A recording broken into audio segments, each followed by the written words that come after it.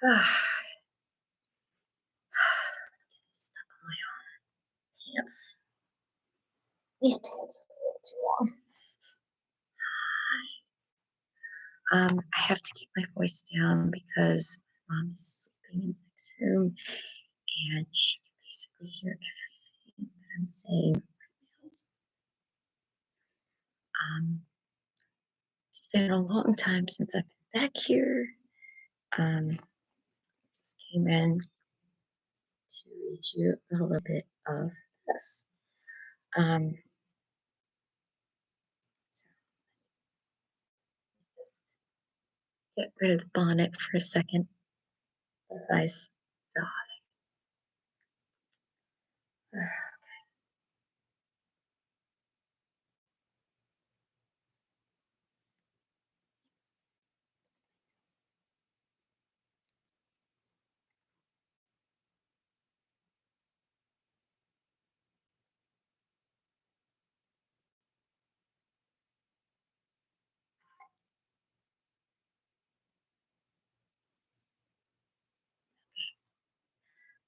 Oh yeah, I should.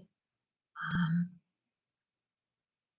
I should link this to Twitter. So hold on a second.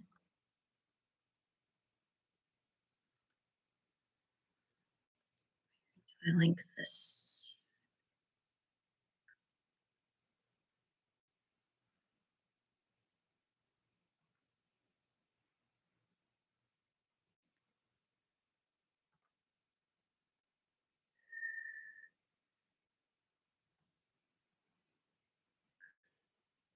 Where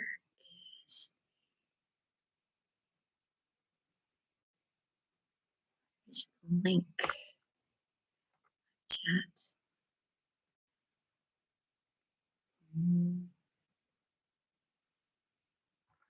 Chat.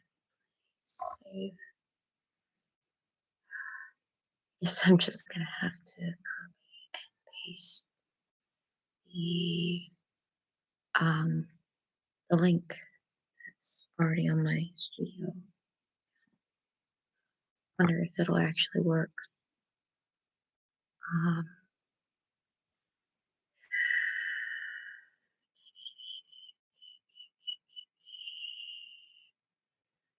how do I do this? How do I do this?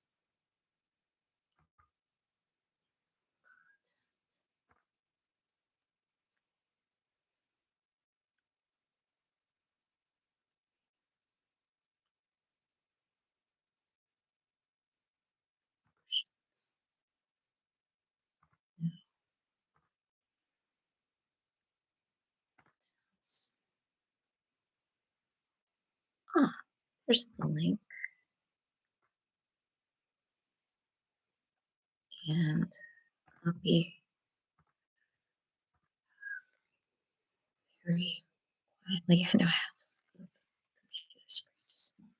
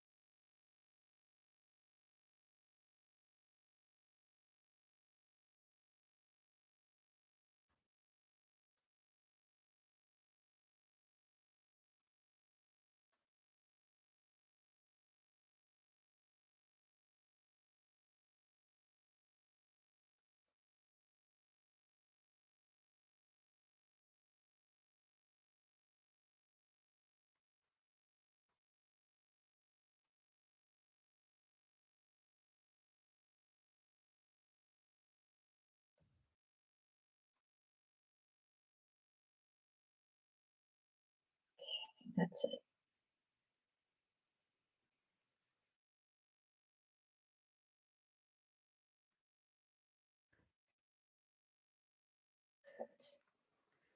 it. Okay, and we are live on Twitter.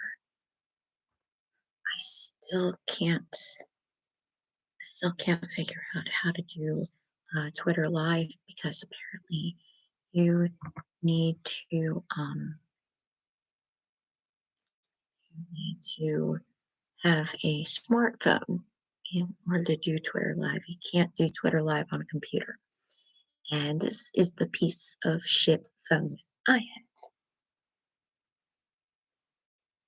This is my piece of shit phone.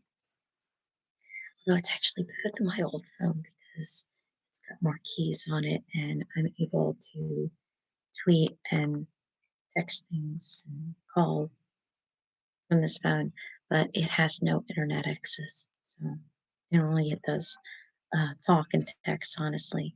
But, you know, it's better than nothing. It's better than my old phone where it just had the number keys and it didn't have any letter keys. It's like a BlackBerry, but I call it a blueberry. So I named it this lovely little cell phone after what's her name? Moon Pie Starbucks' little sister. Um, Moon Pie Starbucks is this cute little dachshund who acts like a diva or a cute little princess toddler in all those TikTok videos. And I love Moon Pie. She's so cute. She has a little sister named Buttercup. So phone is named Buttercup. This Buttercup is so tiny and so cute. Without further ado, Sense and Sensibility.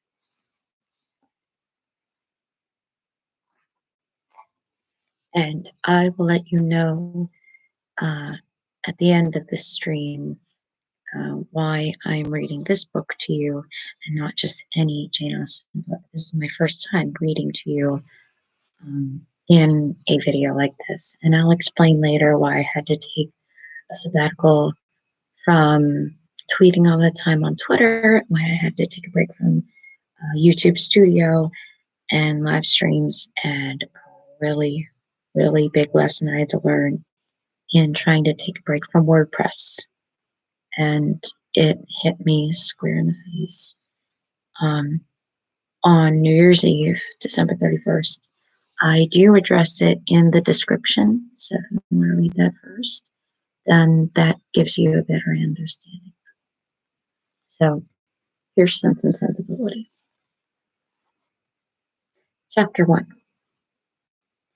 The family of Dashwood had long been settled in Sussex. Their estate was large, and their residence was at Norland Park, in the centre of their property, where for many generations they had lived in so respectable a manner as to engage the general good opinion of their surrounding acquaintance. The last owner but one of this estate was a single man who lived to a very advanced age, and who, for many years of his life, had a constant companion and housekeeper in his sister. But her death, which happened 10 years before his own, produced a great alteration in his home, for, to supply her loss, he invited and received into his house the family of his nephew, Mr. Henry Dashwood, the legal inheritor of the Norland estate, and the person to whom he intended to bequeath it, in the society of his nephew and niece and their children. The old gentleman's days were comfortably spent. His attachment to them all increased. The constant attention of Mr. and Mrs. Henry Dashwood to his wishes, which proceeded not merely from interest, but from goodness of heart, gave him every degree of solid comfort which his age could receive, and the cheerfulness of the children added a relish to his existence. By a former marriage, Mr. Henry Dashwood had one son, by his present lady 3 daughters. The son, a steady, respectable young man, was amply provided for by the fortune of his mother, which had been large, and half of which devolved on him on his coming of age, by his own marriage likewise, which happened soon afterwards, he added to his wealth. His wife had something considerable at present, and something still more to expect hereafter from her mother, her only surviving parent, who had much to give. To him, therefore, the succession to the Norland estate was not so really important as to his sisters, for their fortune, independent of what might arise to them from their father's inheriting that property, could be but small. Their mother had nothing, and their father only £7,000 in his own disposal, for the remaining moiety of his wife's fortune was also secured to her child, and he had only a life interest in it. The old gentleman died. His will was read, and like almost every other will, gave much disappointment and displeasure. He was neither so unjust nor so ungrateful as to leave his estate from his nephew, but he left it to him on such terms as destroyed half the value of the bequest. Mr. Dashwood had wished for it more for the sake of his wife and daughters than for himself or his son, but to his son, as his son's son, a child of 4 years old, it was secured in such a way as to leave to himself no power of providing for those who were most dear to him, and who most needed a provision by any division of the estate, or by any sale of its valuable goods. The whole was tied up for the benefit of this child, who, in occasional visits with his father and mother at Norland, had so far gained on the affection of his uncle by such attractions as are by no means unusual in children of 2 or 3 years old. An imperfect articulation, an earnest desire of having his own way, many cunning tricks, and a great deal of noise as to outweigh all the value of the attention which, for years, he had received from his niece and her daughters. He meant not to be unkind, however, and as a mark of his affection for the three girls, he left them £1,000 apiece, £3,000, to the Dashwood family of ladies. Mr. Dashwood's disappointment was, at first, severe, but his temper was cheerful and sanguine, and he might reasonably hope to live many years, and by living economically, lay by a considerable sum from the procedure of an estate already large and capable of almost immediate improvement. But the fortune, which had been so tardy in coming, was his only one twelvemonth. He survived his uncle no longer, and £10,000, including the late legacies, was all that remained for his widow and daughters. His son was sent for as soon as his danger was known, and to him Mr. Dashwood recommended, with all the strength and urgency which illness could command, the interest of his mother-in-law and sisters. Mr. John Dashwood had not the strong feelings of the rest of the family, but he was affected by a recommendation of such a nature at such a time, and he promised to do everything in his power to make them comfortable. His father was rendered easy by such an assurance, and Mr. John Dashwood had then leisure to consider how much there might prudently be in his power to do for them. He was not an ill-disposed young man, unless to be rather cold-hearted and rather selfish is to be ill-disposed, but he was, in general, well respected, for he conducted himself with propriety in the discharge of his ordinary duties. Had he married a more amiable woman, he may he might have been made still more respectable than he was. He might even have been made amiable himself, for he was very young when he married and very fond of his wife. But Mrs. John Dashwood was a strong caricature of himself, more narrow-minded and selfish. When he gave his promise to his father, he meditated within himself to increase the fortunes of his sisters by the present of £1,000 apiece. He then really thought himself equal to it. The prospect of 4,000 a year, even 1,000 to the mother-in-law, in addition to his present income, besides the remaining half of his own mother's fortune, warmed his heart and made him feel capable of generosity. Yes, he would give them £3,000. It would be liberal and handsome. It would be enough to make them completely easy. £3,000. It could spare no considerable sum with little inconvenience. He thought of it all day long and for many days successively, and he did not repent. No sooner was his father's funeral over than Mrs. John Dashwood, without sending any notice of her intention to her mother-in-law, arrived with her child and their attendants. No one could dispute her right to come. The house was her husband's from the moment of his father's decease. But the indelicacy of her conduct was so much the greater, and to a woman in Mrs. Dashwood's situation, with only common feelings, must have been highly unpleasing. But in her mind, there was a sense of honor so keen, a generosity so unromantic, that any offense of the kind by whomsoever given or received was to her a source of immovable disgust. She hates nice people. Urgh.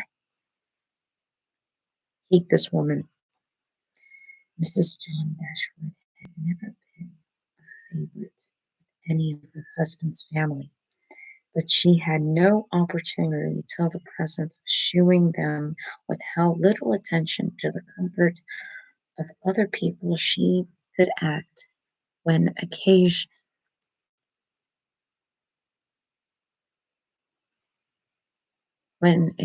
required it. Sorry, I lost my place for a second. So accurately did Mrs. Dashwood feel this ungracious behavior, and so earnestly did she despise her daughter-in-law for it, that on the arrival of the latter, she would have quitted the house for ever, had not the entreaty of her eldest girl induced her first to reflect on the propriety of going, and her own tender love for all her 3 children determined her afterwards to stay, and for their sakes avoid a breach with their brother. Eleanor, the eldest daughter, whose advice was so effectual. This is basically the character that is most like my mother. Eleanor reminds me of my mom. Eleanor, this eldest daughter, who advice was so effectual, possessed a strength of understanding and coolness of judgment which qualified her, though only 19, to be the counselor of her mother, and enabled her frequently to counteract, to the advantage of them all, that eagerness of mind in Mrs. Dashwood, which must generally have led to imprudence. She had an excellent heart, her disposition was affectionate, and her feelings were strong, but she knew how to govern them. It was a knowledge which her mother had yet to learn. Sounds like my grandma. She has no sense. And which one of her sisters had resolved never to be taught, Marianne. Eleanor's a lot like my mom. Mom is a sensible one. She has a very sensible mind. She's thinking of common sense. And now there's her younger sister, the middle child, Marianne, who is a lot like me. Marianne's abilities were, in many respects, quite equal to Eleanor's. She was sensible and clever, but eager in everything. Her sorrows, her joys could have no moderation. She was generous, amiable, interesting. She was everything but prudent. The resemblance between her and her mother was strikingly great.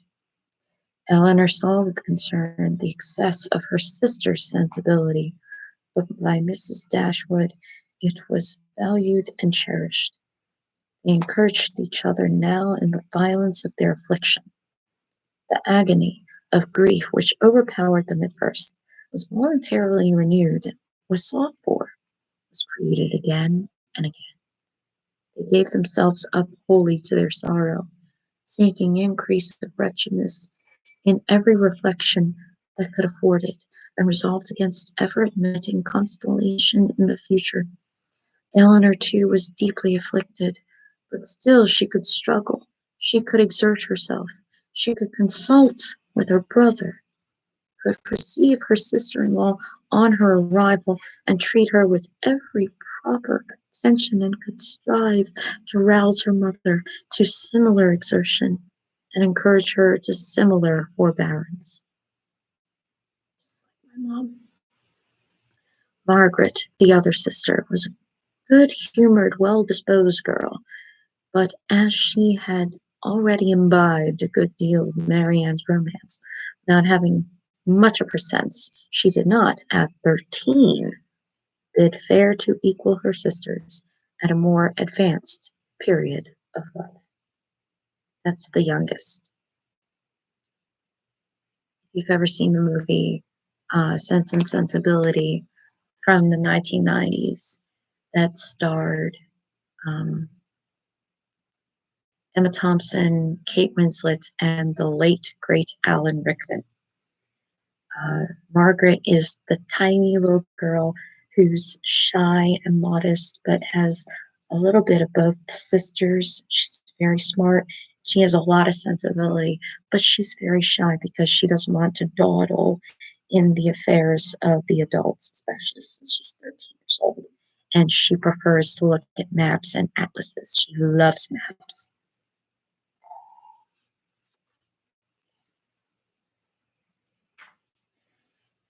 Chapter 2. Mrs. John Dashwood now installed herself mistress of Norland, and her mother and sisters-in-law were degraded to the condition of visitors. As such, however, they were treated by her with quiet civility, and by her husband with as much kindness as he could feel towards anybody beyond himself, his wife, and their child. They really pressed them with some earnestness to consider Norland as their home, and as no plan appeared so eligible to Mrs. Dashwood as remaining there until she could accommodate herself with a house in the neighborhood, this invitation was accepted. Continuance in a place where everything reminded her of former delight was exactly what suited her mind.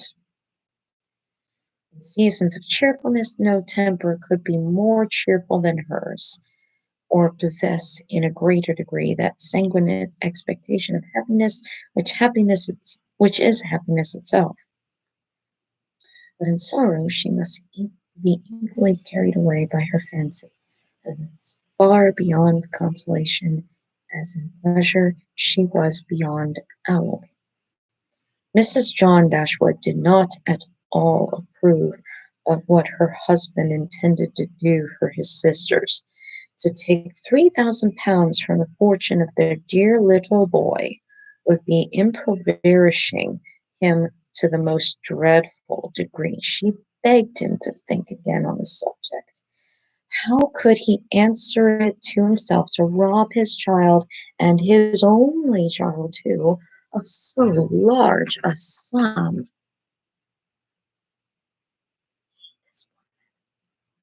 hate this woman. Her father just died, you imbecile.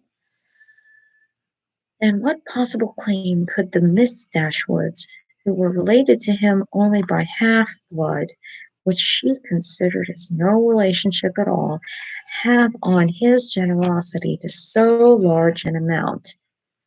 It was very well known that no affection was ever supposed to exist between the children, any man by different marriages, and why was he to ruin himself and their poor little Harry by giving away all his money to his half-sisters?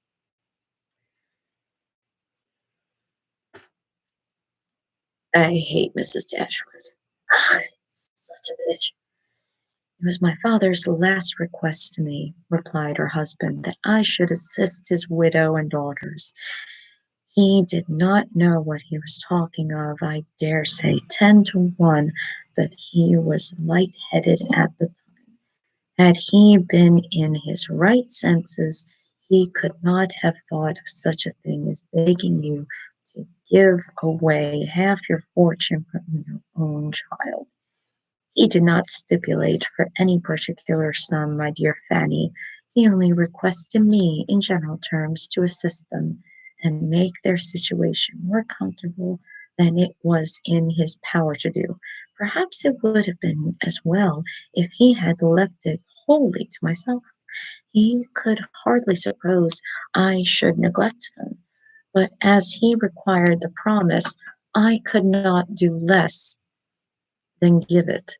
At least I thought so at the time. The promise, therefore, was given and must be performed.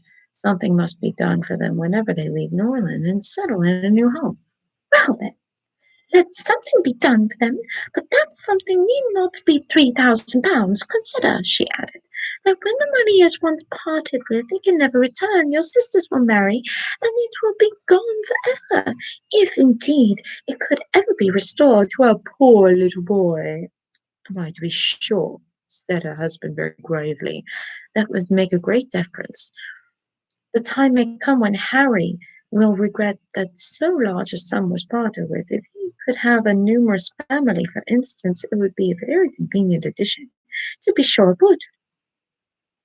Perhaps then it would be better for all parties if the sum were diminished one half. £500 would be a prodigious increase to their fortunes. Still wants to give them money. And yet the wife is putting the bug in his ears, saying, no, no, no, give him nothing. I hate this woman so much. Just give them the money. Their father just died. Perhaps then it would be better for all parties. Only, oh, beyond anything is great. What brother on earth would do half so much for his sisters, even if really his sisters, and as it is only half blood? But you have such a generous spirit. Oh, please. I would not wish to do anything mean, he replied.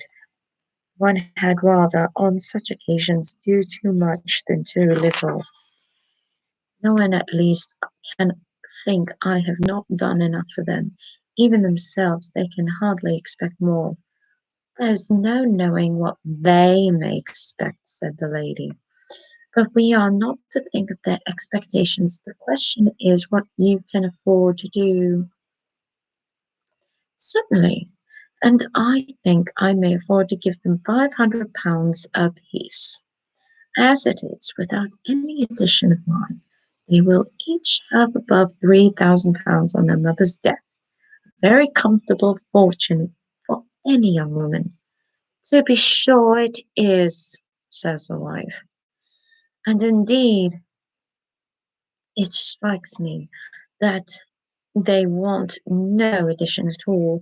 They will have £10,000 divided amongst them. If they marry, they will be sure of doing well, and if they do not, they may all live very comfortably together on the interest of £10,000. Oh, please. That is very true, and therefore I do not know whether, upon the whole, it would be it would not be more advisable to do something for their mother while she lives rather than for them. Something of the annuity kind, I mean. My sisters would feel the good effects of it as well as herself. 100 a year would make them all perfectly comfortable.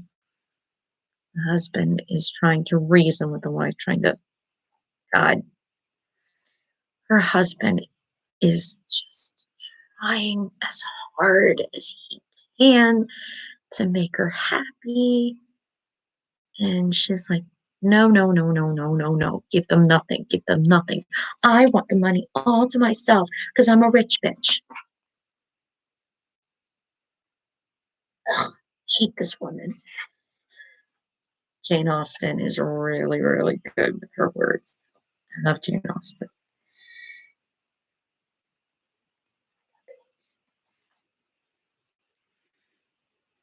His wife hesitated a little, however, in giving her consent to this plan. To be sure, said she, it is better than parting with £1,500 at once. But then if Mr. Dashwood should live 15 years, we shall be completely taken in. If they give all their money, if we give them all our money, we'll be left with nothing. Oh, please. 15 years, my dear Fanny, her life cannot be worth half that purchase. Certainly not. But you observe, people always live forever when there is any annuity to be paid them. And she is very stout and healthy and hardly 40. An annuity is very serious business. It comes over and over every year, and there is no getting rid of it. You are not aware of what you are doing. I have known a great deal of the trouble of annuities, for my mother was clogged with the payment of 3 to old superannuited servants by my father's will, and it is amazing how disagreeable she found it. Twice every year these annuities were to be paid, and there was the trouble of getting it to them, and then one of them was said to have died, and afterwards it turned out to be no such thing. My mother was quite sick of it. Her income was not her own, she said, with such perpetual claims on it. And it was the more unkind of my father, because otherwise the money would have been entirely at my mother's disposal, without any restriction whatever. It has given me such an abhorrence of annuities that I am sure I would not pin myself down to the payment of one for all the world. It is certainly an unpleasant thing, replied Mr. Dashwood, to have those kind of yearly drains on one's income. One's fortune, as your mother justly says, is not one's own. To be tied down to the regular payments of such a sum on every rent day is by no means desirable. It takes away one's independence. Undoubtedly. And after all you have no thanks for it, they think themselves so secure.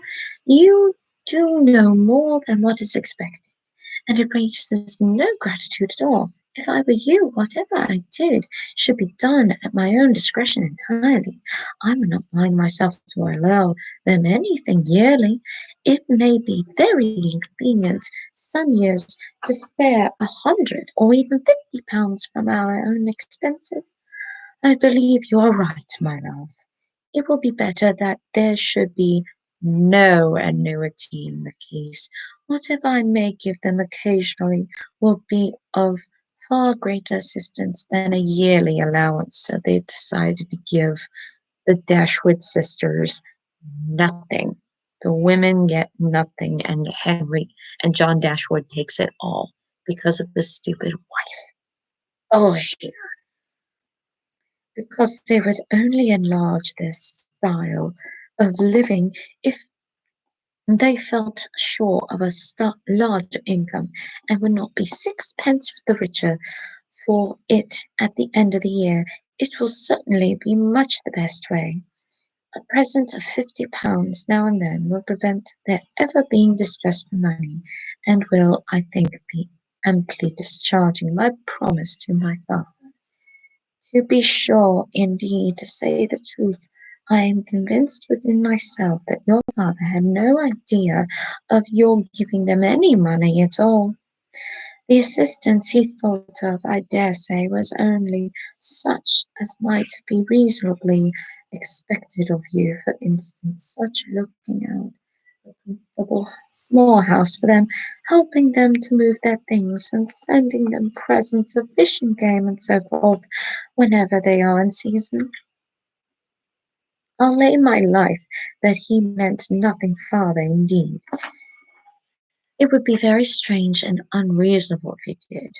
But do consider, my dear Mr. Dashwood, how excessively comfortable your mother-in-law and her daughters may live on the interest of £7,000, besides the £1,000 belonging to each of the girls, which brings them in £50 a year apiece, and of course they will pay the mother for their board out of it. Altogether, they will have 500 a year amongst them, and what on earth can four women want for more than that? They will live so cheap. The housekeeping will be nothing at all. They will have no carriage, no horses, and hardly any servants. They will keep no company, and have no expenses of any kind. Only conceive how comfortable they will be. 500 a year! I am sure they cannot imagine how they will spend half of it. As to your giving them more, it is quite absurd to think of it. They will be so much more able to give you something. Upon my word, said Mrs. Dashwood, I believe you are perfectly right. My father certainly could mean nothing more by his request to me than what you say. I clearly understand it now, and I will strictly fulfill my engagement by such acts of assistance and kindness to them as you have described.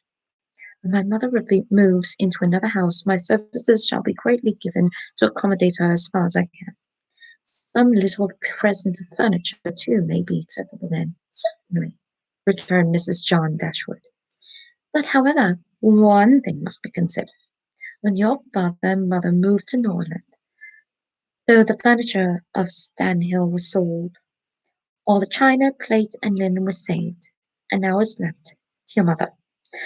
Her house will therefore be completely fitted up as soon as she takes it.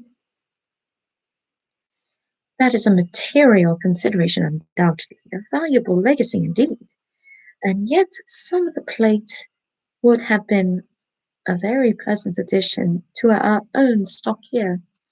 Yes, and the set of breakfast china is twice as handsome as what belongs to this house, a great deal too handsome, in my opinion, for the place they can ever afford to live in. But however, so it is. Your father thought only of them, and I must say this, that you owe no particular gratitude to him, nor attention to his wishes, for we very well know that if he could, he would have left almost everything in the world to them. Cheap, cheap people, cheap, disgusting. They're basically like just trying to steal everything. Lord, I hate Donald Trump. Thank God he's not the president anymore. This argument was irresistible. It gave to his intentions whatever of decision was wanting before, and he finally resolved that it would be absolutely unnecessary, if not highly indecorous, to do more for the widow and children of his father than such kind of neighborly acts as his own wife pointed out. Well, that was very, very angry. Sorry if I was a little bit explicit in speaking out of turn of this terrible, terrible chapter 2. let's liven things up with chapter 3, because I know that's basically the end of it. What they're going to do is they're going to move into Norland Estate and help the Dashwood sisters find a new house and then kick them out. And they're not even going to help them move in with their furniture. Well, that sucks.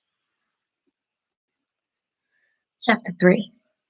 Mrs. Dashwood remained at Norland several months, not from any disinclination to move when the sight of every well-known spot ceased to raise the sight of every well-known spot. Oh, sorry, yeah, I read the same line twice. Raised the violent emotion which it produced for a while, for when her spirits began to revive, and her mind became capable of some other exertion than that of heightening its affliction by melancholy remembrances, she was impatient to be gone, and indef- I can't this word indefatigable in her inquiries for suitable dwelling in the neighborhood of Norland, for to remove far from that beloved spot was impossible. But she could hear of no situation at once answered her notions of comfort and ease, and suited the prudence of her eldest daughter, whose steadier judgment rejected several houses as too large for their income, which their mother would have approved. Mrs. Dashwood had been informed by her husband of the solemn promise on the part of his son in their favor, which gave comfort to his last earthly reflections. She doubted the sincerity of this assurance no more than he had doubted it himself, and she thought of it for her daughter's sake with satisfaction, though as for herself, she was persuaded that a much smaller provision than 7,000 one would support her affluence, for their brother's sake too. For the sake of his own heart she rejoiced, and she reproached herself for being unjust to his merit before, in believing him incapable of generosity. This attentive behavior to herself and her sisters convinced her that their welfare was dear to him, and for a long time she firmly relied on the liberality of his intentions. The contempt which she had very early in their acquaintance felt for her daughter-in-law, which was very increased by the further knowledge of her character, which half a year's residence in her family afforded, and perhaps in spite of every consideration of politeness or maternal affection on the side of the former, the two ladies might have found it impossible to have lived together so long, had not a particular circumstance occurred to give still greater eligibility, according to the opinions of Mrs. Dashwood, to her daughter's continuance in Norland. This circumstance was a growing attachment between her eldest girl and the brother of Mrs. John Dashwood, a gentlemanlike and pleasing young man, who was introduced to their acquaintance soon after his sister's establishment at Norland, and who had since spent the greatest part of his time there. Some mothers might have encouraged the intimacy from motives of interest, for Edward Ferrars, another hero, very good Jane Austen hero, Edward Ferrars, was the eldest son of a man who had died very rich, and some might have repressed it from motives of prudence, for, except a trifling sum, the whole of his fortune depended on the will of his mother. But Mrs. Dashwood was alike uninfluenced by either consideration. It was enough for her that he appeared to be amiable, for he loved her daughter, and that Eleanor returned the partiality. This it was contrary to every doctrine of hers that difference of fortune should keep any couple asunder who were attracted by resemblance of disposition, and that Eleanor's marriage should not be acknowledged by everyone who knew her was to her comprehension impossible. Edward Ferrars was not recommended to their good opinion by peculiar graces of person or dress. He was not handsome, and his manners required intimacy to make them pleasing. He was too difficult to do justice to himself. But when his natural shyness was overcome, his behavior gave every indication of an open, affectionate heart. His understanding was good, and his education had given it solid improvement.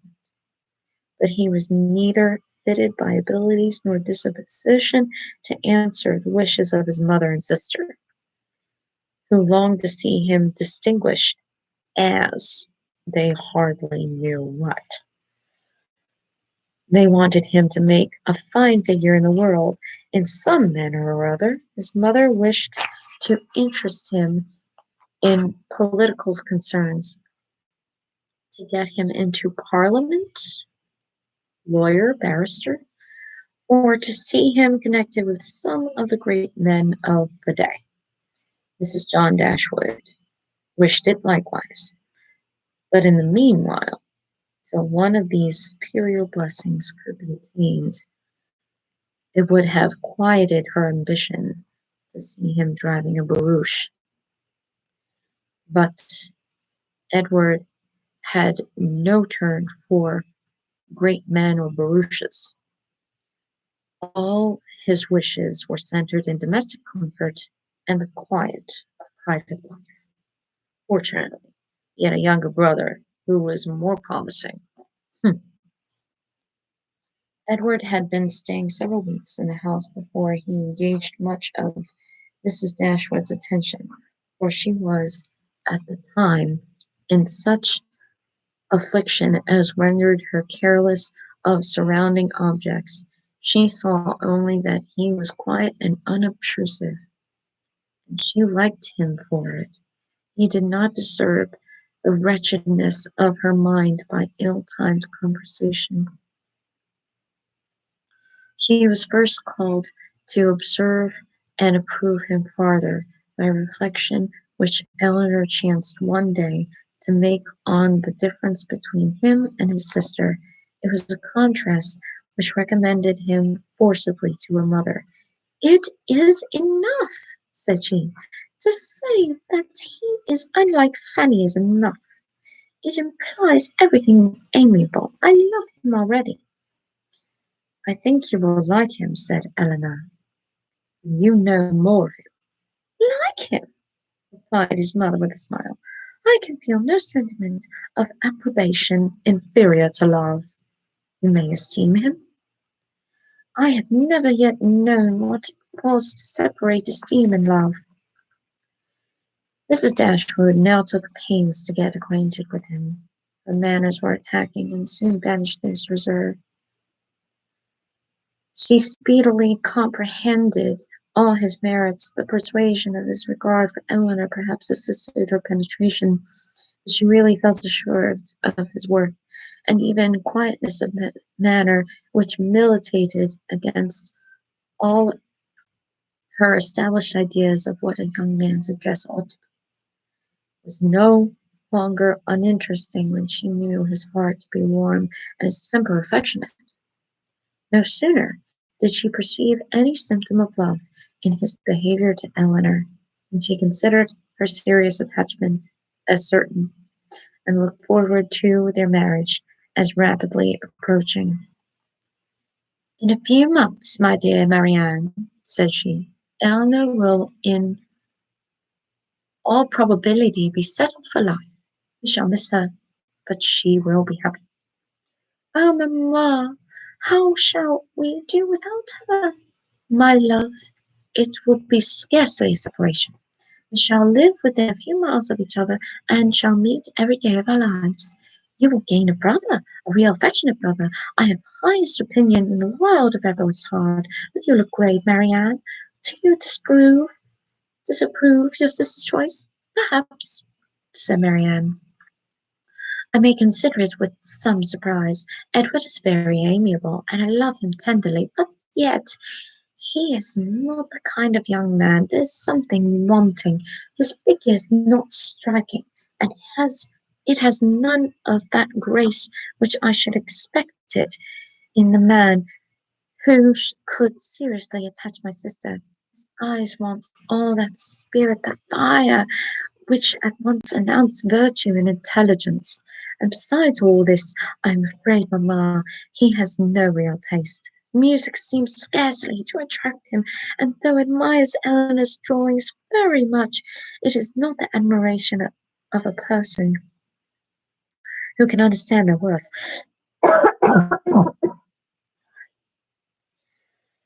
It is evident, in spite of his frequent attention to her while she draws, that in fact he knows nothing of the matter. He admires as a lover, not as a connoisseur. To satisfy me, those characters must be united. I could not be happy with a man whose tastes do not in every point coincide with my own. He must enter into all my feelings. The same books, the same music must charm us both. Oh, mamma, how spiritless, how tame was Edward's manner in reading to us last night. I felt for my sister most severely, yet she bore it with so much composure. She seemed scarcely to notice it. I could hardly keep my seat. To hear those beautiful lines, which had frequently almost driven me wild, pronounced with such impenetrable calmness, such dreadful indifference, he would certainly have done more justice to simple and elegant prose. I thought so at the time, but you would give him Cowper. Nay, mamma, if he is not to be animated by Cowper, but we must allow for difference of taste. Eleanor has not my feelings, and therefore she may overlook it, and be happy with him. But it would have broke my heart that I loved him. To hear, had I loved him, to hear him read with so little sensibility. Mamma, the more I know of the world, the more I am convinced that I shall never see a man whom I can really love. I require so much. He must have all Edward's virtues, and his person and manners must ornament his goodness with every possible charm. Remember, my love, you are not 17. It is yet too early in life to despair of such unhappiness. Why, you should be less fortunate than your mother. In one circumstance only, my Marianne, may your destiny be different from hers.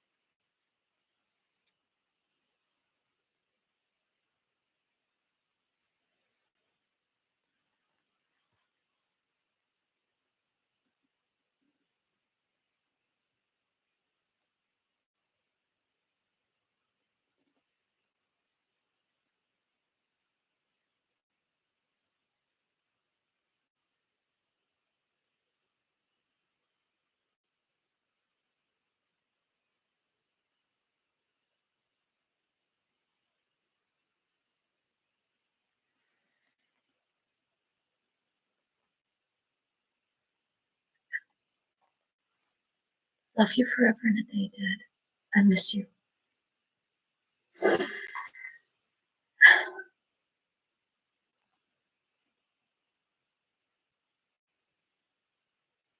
There, for the grace of God. Love you all. Good night.